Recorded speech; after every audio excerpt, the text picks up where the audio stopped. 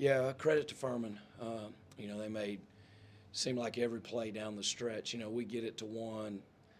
They're 6'11", 5-man makes a three. And obviously, you don't have to be a rocket scientist to know that by far the best player on that floor tonight was number 10. I mean, he's a high-level player. And most of it was just, give him the ball, which is good coaching. And he goes and makes a play. 28 points, 5 assists. They started the game, I think 5 out of 7 from 3 and ended up going 8 for 31. So they were 3 for the last 24 from 3. We guarded the 3 pretty well. We lost the game in the middle 8. I mean, we were up 36-30 at the last media before halftime, and I think they went 20-6. You just can't do that. And we've just had a hard time putting 40 minutes together. But I mean, that's a credit to them. That's a program that's had incredible stability for the last 16 years. They got a bunch of guys back, and obviously they've recruited really well. Their freshmen had 46 tonight between them. Their 3 freshmen had 46 points. I mean, that doesn't happen a lot at this level. We had opportunities. We had some good looks. A couple of them just went in and out that would have been big shots. But, we just got to keep getting better. I thought we played hard.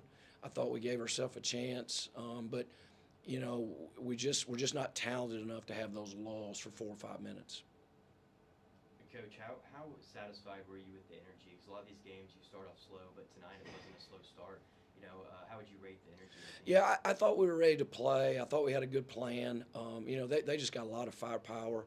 We got off to a great start offensively, but both teams were scoring every time down. It was like 17-16 at the 14-minute mark. And, I just think when you're up 36-30 with 4 minutes to go, if you really understand how important those last 4 minutes into halftime are, and we actually make 2 free throws to go up 2, and he just come down and goes 1 on 5 and hits a floater as the horn goes off to end the half. But they do a really good job. Bob's a heck of a coach. They've been winning for a long time. I think they've won like 11 of their last 13 or something like that. They're playing good basketball. And they're without 3 key guys. I mean, they're going to be a handful down the stretch, but we just have to keep getting better. What do you think about the looks your guys generated on offense? Kind of ended both halves on kind of scoring a little. Held no field goals last 4 minutes of the game. How do you think the looks were on that end? Yeah, well, I thought we got a couple of really good ones that just didn't go in. We need to be more intentional. We got to find Booth in those key times. But they were no catching him. It's hard to get him the ball. I thought we got a lot out of our 5-man. Dylan had 19 points and 11 rebounds, and Will had 15 and 4. So we go 34 and 15 at the 5 spot. Will really played well again, and that's very encouraging for us. That gives us a really nice 1-2 punch at that position. But we went 5 for 20 from 3. And they do a good job defensive, but we got several that we could play a long time and not get better ones. We just got to make them. What do you think the points of emphasis are going to be, especially with ETSU coming on Saturday?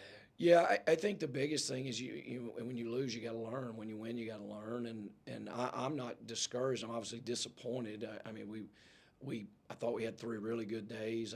Prep, I thought we had a good handle on them, but they do a great job, and they've been winning for a long time. And like I say, just the stability and the retention that they have is such an advantage. But we're going to get there, and we're just going to stay the course. And it's a long season, and I promise you we'll come right back tomorrow. We're going to work really hard, and we'll be prepared to play Saturday at 1 o'clock. I really appreciate the crowd. We had a great student crowd. We need the same thing on Monday. I mean, when you're playing the top teams in the league, they can make a difference, and they tried. And we got back in, and I know we cut it to 1, and they made a 3. And then we missed 2 about as good as you can get and just didn't go in. Coach, I wanted to ask about Isaiah Campbell-Finch. He's one of those under-the-radar freshmen. What have you seen over the past couple games that has led to his success? Yeah, he's just a tough kid. He shows up every day. He works at it. Really good north-south driver. And, he'll fight you all the way to the end. He's going to be a good player for us. I'm glad he's wearing Samford Bulldog uniform. You guys are missing Zion tonight. Do you know his availability? Yeah, I'm hopeful we'll have him back by Saturday. His grandmother passed, and so he's in California. Hopefully he'll be back in order to play on Saturday. But I thought some other guys. I thought Judson gave us some good minutes off the bench. I thought he did a nice job for us, and obviously Will Shaver really helped us. But we just got to stay the course. It's not easy. Winning is hard. And we're going to be in a really tough stretch. We got them, them tonight. Then we got ETSU. Then we go to Wofford. Then it's Chattanooga, who won at Wofford tonight. So, but there's no excuses. We just have to go be better.